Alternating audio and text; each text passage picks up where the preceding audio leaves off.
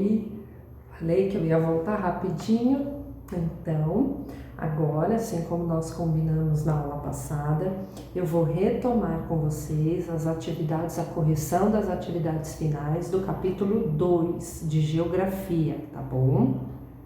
Para vocês não esquecerem. Então, nós já fizemos essa correção lá em sala de aula, lá no Dourado, tá? Mas vamos retomar de novo, porque provavelmente a Pro não deve ter corrigido todas as apostilas, né? O capítulo 2. Então, vocês vão ouvindo tudo que eu tô falando e olhando na apostila para ver se está tudo certo. Então, vamos começar, página 350. E aí tem aqui uma análise dos dados do censo demográfico de 2000 a 2010. Quais mudanças podem ser identificadas na população? Indique uma razão que explique tais mudanças. Então, aqui a gente pode perceber que existe, né, o que? A população branca diminuiu e que a preta, a amarela e a parda aumentaram, certo? Então, a gente não pode esquecer, como eu falei na outra aula, que isso é uma declaração que é uma autodeclaração, né? São a nomenclatura que eu me dou, certo? Então, eu posso falar que eu sou branca ou preta ou parda, que o censo vai lá e vai só escrever aquilo que eu tô falando. Então, esses dados aqui são as análises feitas a partir do que a própria pessoa disse, como ela se autodeclara, tá? Então, o que a gente pensa com relação a essa forma, né? A questão racial, ela é muito forte, né? Ela prevalece muito. Então, às vezes, as próprias pessoas têm medo ou receio de se autodeclararem como pretas, e elas acabam até falando pardas, né? Isso por conta desse racismo social ser tão grande na nossa vida, que faz com que as pessoas falem ou desejem que seja como a maioria da população quer, o que não é verdade. Por isso que eu sempre falo para vocês que a cor não importa, né? O que importa é quem nós somos. Nós somos todos filhos de Deus, isso aqui é só uma cor. O importante é o que a gente tem aqui, o que a gente faz para as pessoas. Eu sempre falo isso para vocês. Aqui tem um texto, como raça e gênero ainda afetam as suas chances de conseguir emprego e bons salários. Então eu não vou ler o texto porque ele está aí com vocês na página 351. Aí tem a questão A. De acordo com a notícia, que fatores ligados a desigualdades históricas ainda são determinantes para se conseguir emprego e bons salários no Brasil? Então, o que hoje em dia para se ter um bom salário? A raça e o gênero, né? Então, branco tem que ser branco e homem, normalmente é assim, né? Se for preto ou se for mulher, sempre é mais difícil, né? Porque o autor afirma que essas são diferenças históricas. Então a gente vai retomar o quê? Ali atrás, quando nós conversamos sobre a escravidão, sobre os africanos que vieram, o trabalho escravo, como eles eram tratados. Então tudo isso, a falta de oportunidades que eles tiveram, deles irem morarem nas periferias, não tendo oportunidade, estudo. Então isso vem de muito tempo, que ainda hoje predomina. Então é uma tradição que vem, né, uma cultura, infelizmente, muito antiga. E falando também sobre o homem, né, que sempre, porque o homem tem melhores condições do que a mulher, quando a gente fala sobre gênero, isso também é uma questão muito difícil, né? A mulher sempre foi considerada como submissa do homem. Então a mulher casava, tinha que ficar em casa cuidando dos filhos, não iam à escola durante como os homens que faziam faculdade. As mulheres no máximo faziam o curso mediano, né, só para aprender a ler e escrever, e depois tinham que cuidar da casa. Então tudo isso também ainda o mercado de trabalho, infelizmente, também tem esse tipo de preconceito, mesmo dizendo que não. A gente vê isso na questão salarial. Então vamos lá, página 352. Tem a tabela do IBGE e responder as questões. Então lá, de acordo com os últimos censos, a população indígena no Brasil cresceu ou diminuiu? Ela cresceu, né? Olha, em 2010 ela cresceu bastante. Quantos indígenas foram registrados a mais em 2010 do que em 1991? Nós fizemos a conta em sala de aula, lembra? Deu 590.672 índios, né? Por que você acha que isso aconteceu? Pode ser porque as pessoas estão se declarando mais como indígenas, se autodeclarando no IBGE como indígenas, porque elas estão tendo mais oportunidades nas terras, né? Que garante a sobrevivência deles, né? E até a questão cultural desses povos e a questão de mais saúde, né?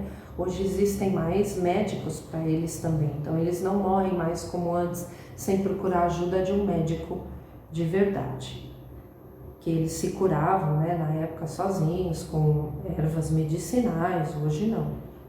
A população indígena não está distribuída de modo igual pelo território brasileiro. Observe o gráfico e leia as afirmativas a seguir. Escreva V para as verdadeiras e F para as falsas. Então, a região sul é a que tem o menor número de indígenas, é verdadeiro. A região nordeste é a que tem o maior número de indígenas, falso. A região norte tem um grande número de indígenas por causa da floresta amazônica, verdadeiro. A região sudeste tem uma quantidade elevada de indígenas por causa das indústrias, falso, né? Porque eles não trabalham na indústria. Então, verdadeiro, falso, Reescreva as frases falsas do exercício anterior de forma que elas se tornem verdadeiras. Então, a região norte é a que tem o maior número de indígenas e a região sudeste tem poucos indígenas por causa da ocupação intensa da nossa área. Porque como tem muitas indústrias, não tem lugar para muitas pessoas, né? Aí aqui as 6. Os imigrantes europeus e asiáticos trouxeram várias contribuições para a formação do povo brasileiro. Complete a tabela com uma contribuição de cada povo. Então, nós fizemos essa atividade olhando a tabela lá na página 348 e aí nós fomos colocando várias coisas, né? Então, portugueses, religião, a língua, os alemães, a agricultura, a arquitetura, italianos, a culinária, a agricultura, os japoneses, o budismo, a culinária, os sírios e os turcos, o comércio, a culinária. Então, eu me lembro que nós fizemos bastante coisa aqui nessa tabela. Então, vamos lá. Atividade 7, página 354. Tem um retrato de Debré, né, sobre a época da escravidão. Debré era um artista que pintava muito a respeito disso. Então, aqui vocês analisaram a imagem, né, e escreveram os grupos sociais que estão sendo mostrados. Então, são mostrados quem aqui? Os senhores, né, os senhores e os escravos. Então, os senhores normalmente são os portugueses, né, de origem branca, eles estão jantando, e os escravos, eles estão o quê? Servindo, né, trabalhando. Escreva abaixo influências africanas que você percebe na sua vida. Então, temos a culinária, a dança, a religião, a capoeira, os instrumentos, né, musicais. Então, nós temos muitas. 9. O Brasil, além dos indígenas e africanos, também teve uma grande influência europeia em sua formação. Qual foi o primeiro grupo de europeus a chegar ao Brasil? Foram os portugueses, né? Em que condições esses europeus vieram para o Brasil? Eles vieram colonizar e explorar o território brasileiro. Você recebeu muitos imigrantes, o Brasil recebeu muitos imigrantes europeus e asiáticos. Aqui vocês encontraram, né, as palavras que eram lá as palavras sobre os imigrantes, desculpa, no quadro. E aí nós temos na página 356 também, aqui a notícia do forró, né? Então, marque as informações pedidas na notícia com as cores indicadas. A manifestação cultural que está presente na notícia, que era o quê? A manifestação cultural, para grifar de vermelho, a palavrinha forró. O local onde essa manifestação cultural acontecia. Então, de amarelo, aonde aconteceu?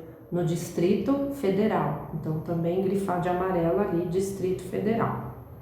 Qual é a ideia principal da notícia? Lembra que vocês ficaram um tempão pesquisando e aí a gente chegou à conclusão que a ideia central era o quê? Olhar o título, né?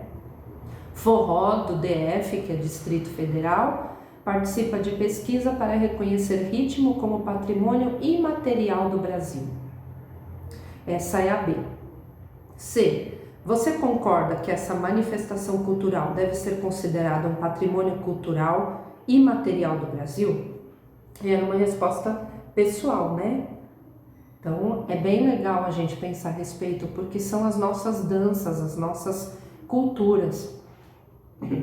Agora, 12. Eu acredito que essa aqui foi a que nós não fizemos, tá? Então, ó, a identidade cultural brasileira é diversificada. Escreva uma legenda para cada uma das fotografias. Então, tem aqui, ó, fandango, no Rio Grande do Sul. Então, eu coloquei assim, ó, na região sul, o fandango é uma dança de influência portuguesa e espanhola. Aí tem o carimbó. Aí vocês podem colocar. Se vocês fizeram outra coisa, não tem problema, não é para apagar, tá bom? Porque isso era uma pesquisa sobre o fandango, sobre o carimbó. Então, carimbó, dança típica da região norte, origem indígena com influências da cultura negra e portuguesa. E aqui tem o relembrando, né? Manifestações culturais. Então, região centro-oeste, nós temos o quê? A cavalhada, o fogaré, o cururu. Na região sudeste, o carnaval e o divino. Na região nordeste, o coco, maracatu, frevo. Região sul, a festa da uva, o Oktoberfest. Na região norte, o Círio de Nazaré, o Bumba Meu Boi, o carimbó. Quais foram as contribuições asiáticas? Então, nós tivemos contribuições do vocabulário, da culinária, do comércio, da agricultura. E as contribuições europeias? O vocabulário, a religião, a culinária, a arquitetura. E as contribuições africanas? O vocabulário, a culinária, a música, a arte. E as contribuições indígenas? Os hábitos, a culinária, o vocabulário. E aqui está, na outra página, os povos importantes para a formação do povo brasileiro. Quem foram os povos mais importantes para a nossa formação da nossa cultura? Os indígenas, né? Os africanos, os europeus e os asiáticos. Principalmente os portugueses, né? Os europeus. Então, nós terminamos por aqui o capítulo 2. É a correção das atividades que nós já havíamos feito, mas a Pro quis fazer de novo para vocês não perderem nada, tá bom? Então, um beijo enorme e até